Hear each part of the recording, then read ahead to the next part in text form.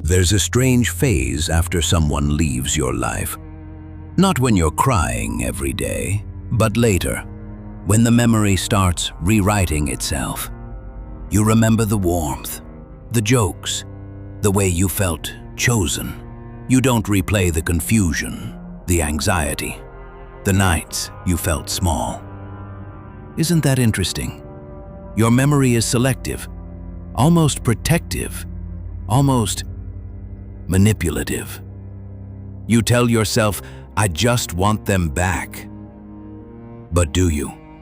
You meet someone new. They're kind, they're interesting.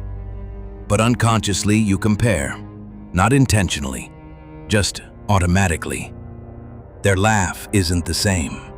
Their silence doesn't feel the same. The way they look at you doesn't land the same. Every day you imagine running into them. After years, on the street, and you think about it. If they asked, "How are you?" what would you say first? Would you tell them you're doing well? Or would you finally admit that you missed them? Every time you achieve something big, you want to share it, almost with pride, almost with a quiet sense of revenge. Look who you lost. Look how far I've come without you. You chose to walk away, and I survived, maybe even thrived. You tell yourself you'll do the same things as before. You'll rewatch the film you used to watch together. You'll go back to that bar, sit at the same table, order the same drink. But nothing feels the same. You watch the same movie and feel nothing.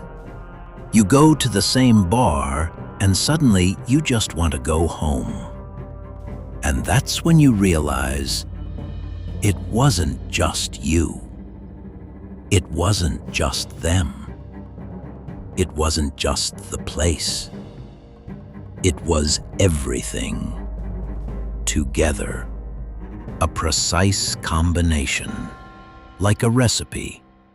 A magic moment is never just one ingredient. It needs all of them. Remove one and the effect disappears. So what you miss is not the person. It's the ingredient they were, the role they played in creating something that felt magical. Because that time, those moments, felt like fireworks. And you haven't felt anything like that since. It doesn't mean you're unhappy now. You might be genuinely grateful, stable, at peace. But there's a subtle feeling that something is missing. A flavor, an element. You don't feel incomplete, just not the same. And do you know the most dangerous part? One day you might meet them again. You might try to reunite, to recreate the firework. And suddenly you realize the person is not the same. The ingredient has lost its old flavor. The one who once knew you better than anyone now feels strangely distant, almost unfamiliar. Life changed them, just like it changed you. You try, you talk, you revisit the places, you attempt to force the spark, but the puzzle piece doesn't fit anymore. And in that moment, you realize something terrifying. You would have been better off never meeting them again. Because before, there was still hope. Hope that the magic was waiting somewhere. Now, even the hope is gone. Now you know, the magic does not happen twice. It was the moment. It was the person. It was who you both were back then. And it only happened once. And now, you have to learn how to let that longing go. And yet, you waited for this moment for years.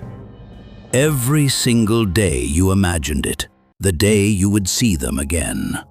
You thought about what you would wear, how confident you would look, how composed. You rehearsed the conversation in your head. What would you tell them first? Would you filter your stories, presenting only the best version of your life? Or would you tell them about the heavy nights too? You imagined you would talk for hours, laugh, remember everything. You would fill in every missing year, every silent day. And at some point, inevitably, one of you would ask, "Do you miss those days?"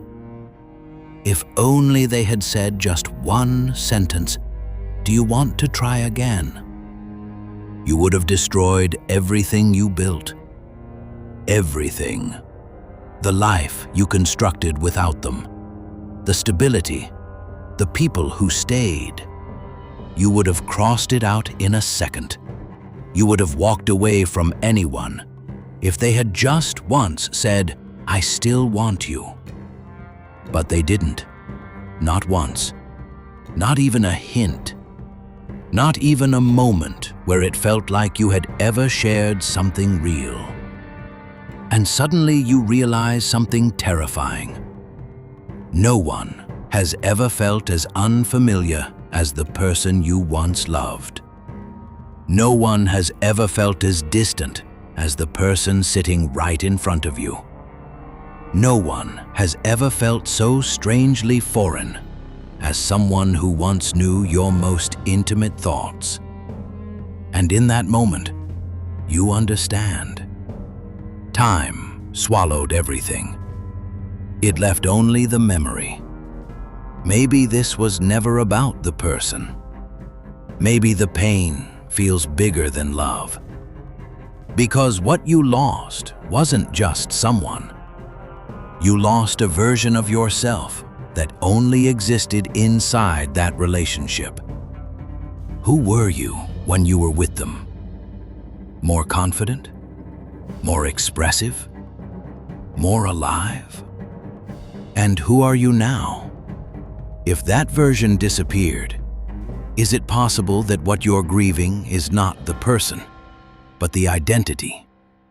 You don't miss the person. You miss the version of yourself that existed with them. Maybe this was never about duration, not about long-term attachment, not about the love of your life. Maybe it was about timing, about who you were at that specific frequency of your life. Because people don't just meet. They meet at a certain psychological stage, at a certain emotional bandwidth, at a specific level of becoming. And sometimes, two people meet exactly when their inner development is aligned. Not permanently, just precisely. Psychologists describe this as self-expansion theory. When two individuals are at similar growth phases, their identities expand through each other. You feel amplified, more alive, more creative, more intense, because the other person mirrors who you are becoming, not who you will always be. But development never stops. Growth reshapes identity. Priorities change. Values recalibrate. One person evolves in one direction, the other in another. And suddenly, the same connection doesn't generate the same intensity. Not because the love was fake, but because the alignment was temporary. Jung believed relationships activate unconscious parts of us. We project undeveloped aspects of ourselves onto the beloved. When both people are exploring similar unconscious terrain, the bond feels mystical. But individuation, becoming whole, eventually pulls people inward, and sometimes apart. Maybe what felt like destiny was actually synchronized growth. And growth is never static. You didn't lose the magic. You experienced it at the only moment it could have existed. And moments have lifespans. The tragedy is not that it ended. The tragedy is believing it was supposed to last forever. Some connections are not meant to be permanent. They are catalytic. They change your frequency so you can move forward. You once had a mirror. Now you need a companion. And that shift is not loss. It is evolution. Yes, there will be nights when you still wish someone was sitting next to you. That doesn't make you weak. It makes you human. The next connection may not feel like fireworks. It may feel quieter, deeper, more stable. And depth lasts longer than sparks. We don't just lose relationships. We lose identities. The way you laughed, the way you spoke, the way the world felt through that specific lens.